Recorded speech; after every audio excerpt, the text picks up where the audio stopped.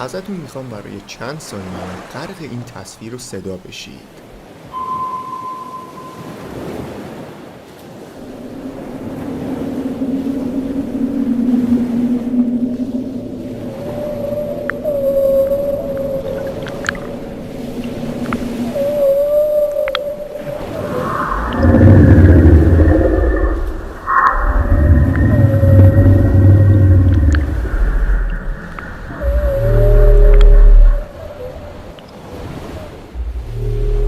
این صدا رو زمانی که وارد اعماق اقیانوس بشید میشنوید که از نظر من هیچ صدایی و هیچ حسی ترسناکتر از این حس نیست. کره زمین همونطور که اطلاع دارید بیشتر بخشای اونو آب فرا گرفته، قسمت‌های آبی رنگ که اگه به اعماقش سفر کنیم هیچ چیزی نمیبینیم به جز تاریکی محض.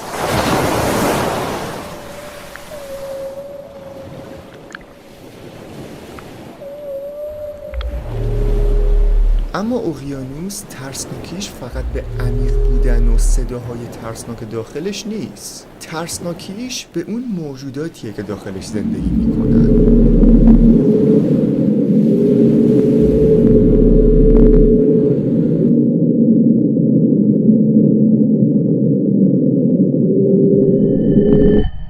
اگه 40 متر به اعماق اقیانوس سفر کنیم به غیر از زیبایی هیچ چیز دیگه ای نمیبینیم. ماهیای رنگ و رنگ، ستاره های دریایی باسنگنده و کلاً زیبایی که هر انسانی با تجهیزات و لباس غواصی میتونه به 40 متری اعماق اقیانوس سفر کنه. و بعدش اگه بخوایم به 500 متر در اعماق اقیانوس سفر کنیم بازم زیاد چیز خاصی به چشم نمیخوره. فقط ممکنه ماهیایی ببینیم که یک کمی خشن‌تر و جدی‌ترن. و اگه 1000 متر به اعماق اقیانوس سفر کنیم اینجا کلاً با سیاهی مواجه میشیم. فشار آب وحشتناک بالا میره و ممکنه با هر موجود کشنده‌ای مواجه بشیم.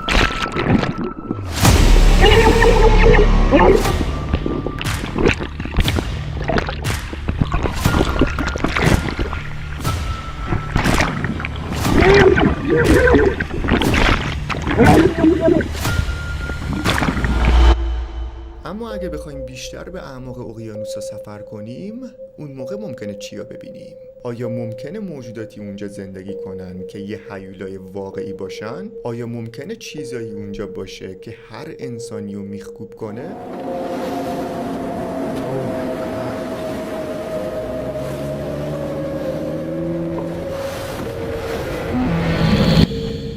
که خب باید بگم روی ویدئوی مناسبی کلیک کردید. امشب برای بار دوم قراره به اعماق اقیانوس‌ها با هم سفر کنیم و ببینیم چه موجوداتی در اقیانوس زندگی میکنه. و همچنین یه لیست اینجا آماده کردم واسهتون از موجوداتی که یه بارم اونا رو توی زندگیتون ندیدین و به قدری این موجودات ترسناکن که ممکنه 100,000 برابر بیشتر از اقیانوس‌ها بترسید. که خب این کار منه. البته اینایی که اینجا نوشتم موجودات ثبت شده است و واقعا هستن و علاوه بر اینا چند تا فیلم پیدا کردم که مردم به صورت کاملا ناگهانی با چیزایی برخورد کردن که واقعا نگم واسه. سلام بروچ، چه خبر؟ قبل از اینکه با هم سفری به اعماق اقیانوس‌ها داشته باشیم تازگی‌ها یه بحثی سر زبون افتاده درباره ناسا. شاید خیلی‌ها ندونن اما ناسا قبل از اینکه تصمیم بگیره درباره فضا و سیارات تحقیقات انجام بده قبلا روی اقیانوس‌ها تحقیقات انجام میداده. یعنی به اعماق اقیانوس‌ها سفر میکرده، کاوش میکرده، اطلاعات جمع میکرده و تحقیقات انجام میداده که یهو و کاملا ناگهانی تحقیقات درباره اقیانوس‌ها رو متوقف میکنه و میچسبه به فضا. و همین داستان باعث شد مردم فکر و خیالای وحشتناک و عجیبی به ذهنشون بزنه که چرا ناسا یهو از اقیانوس پرید به فضا. و قبل از اینکه دلایلش رو با هم بررسی کنیم من یکی به شخص واقعا به ناسا حق میدم که اقیانوس رو متوقف کرد و چسبید به فضا، چون واقعا اقیانوس یه جهنم واقعیه. واقعا جهنمه، خیلی جهنمه، خیلی. برای مثال چند وقت پیش فیلمی در سرتاسر اینترنت دست به دست شد که چند محقق با زیردریایی در سطح اقیانوس داشتن سفر می‌کردن. ناگهان زیردریایی چراغ خطرش به صدا در میاد و به محققا هشدار میده که یه موجود داره نزدیک زیردریایی میشه. محققا فکر کردن ممکنه کوسه باشه، ممکنه نهنگ باشه، هشپا باشه یا هر چیز دیگه ای، اما متوجه شدن که سرعت حرکت این جونور خیلی زیاده که بعدش دوربینا رو در میارن و این فیلم وحشتناک رو ضبط میکنن.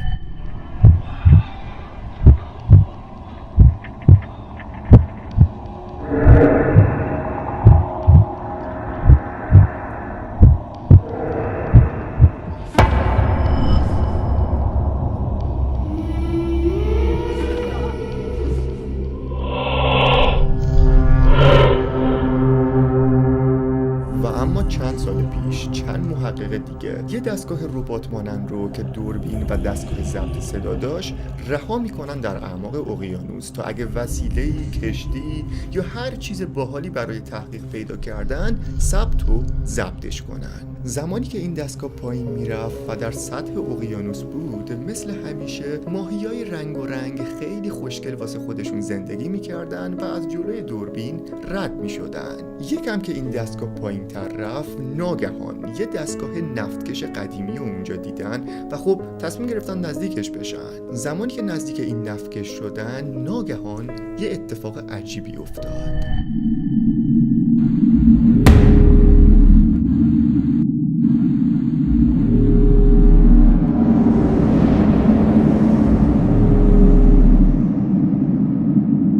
همونطور که میبینید یه ماهی ظاهراً یه چیز نیزه مانند و تیر مانند خورده و به اصطلاح شکار شده و داره میمیره که بعدش ناگهان یه موجود عجیب به سرعت نور از جلوی دوربین رد میشه.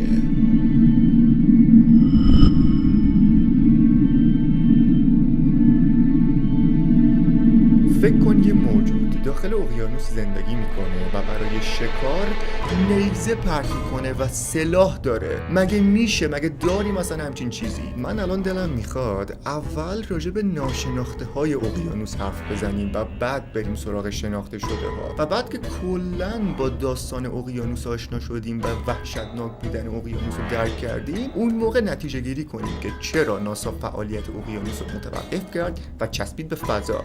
اوکی؟ فیلم بعدی که تنها آرزوم اینه که این فیلم واقعی نباشه، این فیلم. در یک شهر ساحلی مردم داشتن در کمال آرامش و لذت زندگی میکردن که ناگهان متوجه میشن آب یا همون اقیانوس یه جانوری رو وارد خشکی کرده که فقط People were casually going about their lives in the area when all of a sudden the waves of the beach washed this bizarre monster ashore. In the video, we can clearly see that this huge and lumpy creature doesn't look like any other. We move to the front. This is what we see. Yes, we can see the face of the monster, and the first scary thing that we notice here is its abnormal tusk, hollow eyes, and absolutely deformed body that doesn't allow us to recognize. Is what a man named Jeff Warren says he found on Wolf Island on Friday. That's just north of.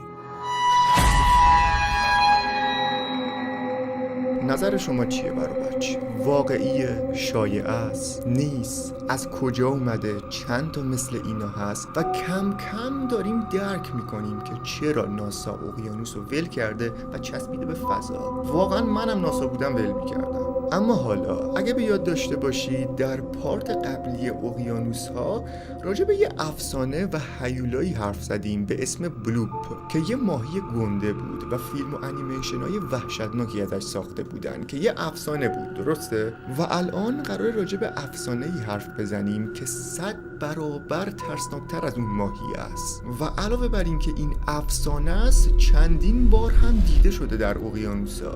اوایل زمانی که این افسانه معروف شد خیلی‌ها تصور می‌کردن این موجود شدیداً بزرگ و غول‌پیکره و فیلمایی ازش ساختن که واقعاً مو به تنسیخ میکنه.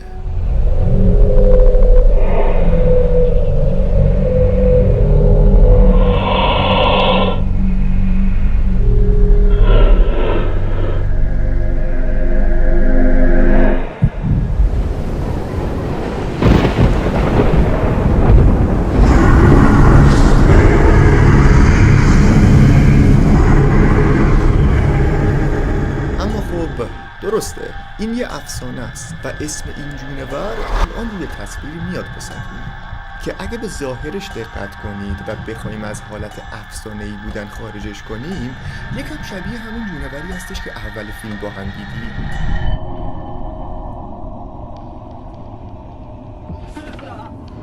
و حتی این فیلم که خیلی بیشتر بهش میخوره خودش باشه.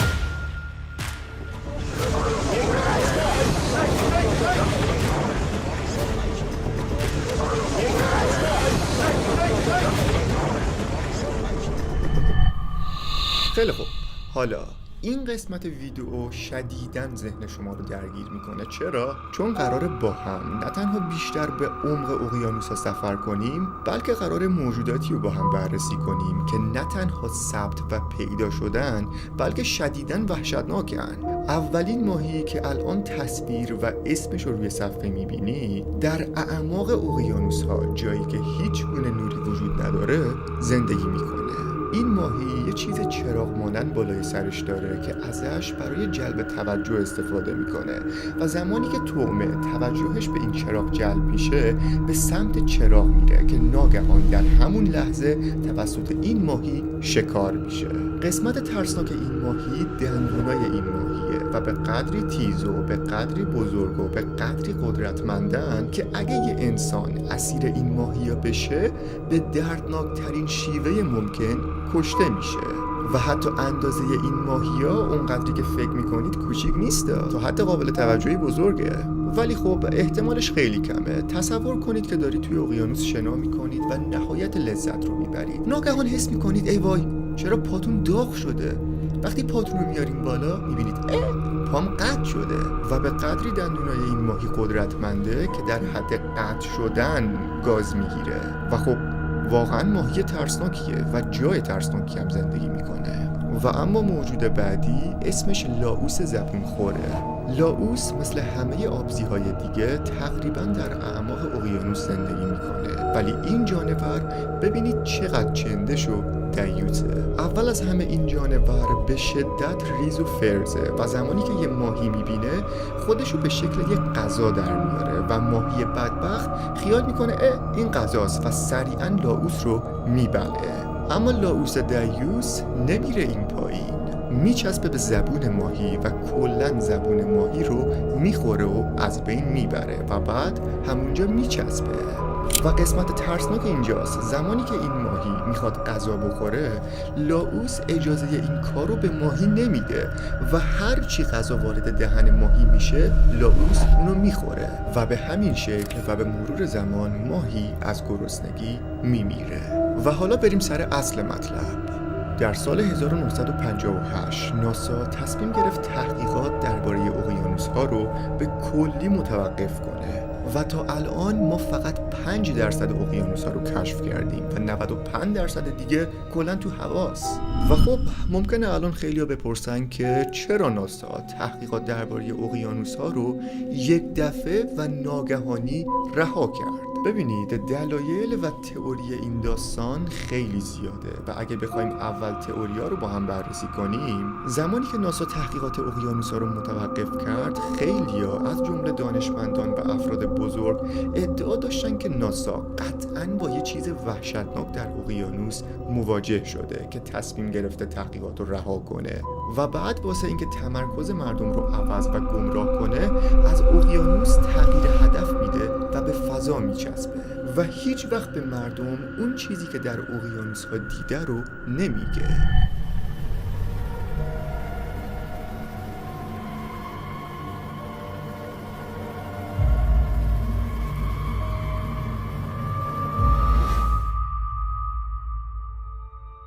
که واقعا هم اگه از حق نگذریم، خب الان با هم بررسی کردیم که اقیانوس چقدر وحشتناکه، چه موجوداتی رو الان با هم بررسی کردیم، کشف شده و نشده. واقعا اصلا یه دنیای وحشتناکیه. و همچنین فیلمایی که الان ما با هم دیدیم یه سری آدم معمولی بودن با تجهیزات معمولی که وارد اقیانوس شدن و با همچین چیزایی برخورد کردن. اون وقت شما فکر کن ناسا که این همه تجهیزات داشت و این همه پول خرج میکرد واسه کاوش‌های داخل اقیانوس، واقعا اونا ممکنه چه چیزا ندیده باشن و با چه موجودات وحشتناکی مواجه نشده باشن. داریم راجع به اقیانوس حرف میزنیم، دنیایی شدیداً تاریک عمیق و وحشتناک. اما خب اگه بخوایم دلایل منطقی بیاریم، اولا اقیانوس خیلی سخت‌تر و بیفایده تر و ریسکی تر از فضاست. چرا؟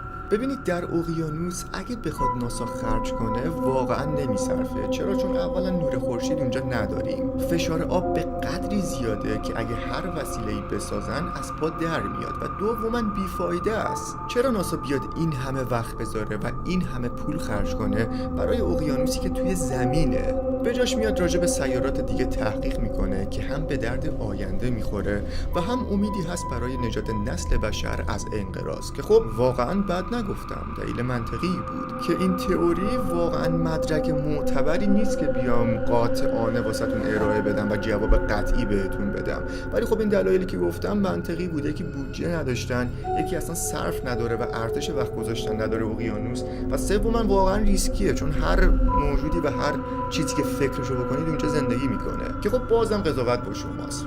اگه احساس میکنین واقعا ناسا یه چیزی دیده و یه چیزی رو از من و شما مخفی میکنه، تصمیمش با شماست. اگر میخواین دلایل منطقی ارائه بدین، بازم تصمیمش با شماست. من این وسط فقط ارائه میدم مطلبا رو زبونم چرا میگیره. که خیلی خوب برای بچینم از این ویدیو بود. مرسی که فیلمو تا اینجا تماشا کردید. امیدوارم لذت، ترس، هیجان و اون حس دارکی که همیشه دلم میخواد بهتون منتقل کنم منتقل شده باشه بهتون. مرسی که فیلمو تا اینجا تماشا کردید و عشق منین. تا فیلمای بعد لایک، کامنت و سابسکرایب فراموش نشه. تا فیلمای بعد خدا نگهدار.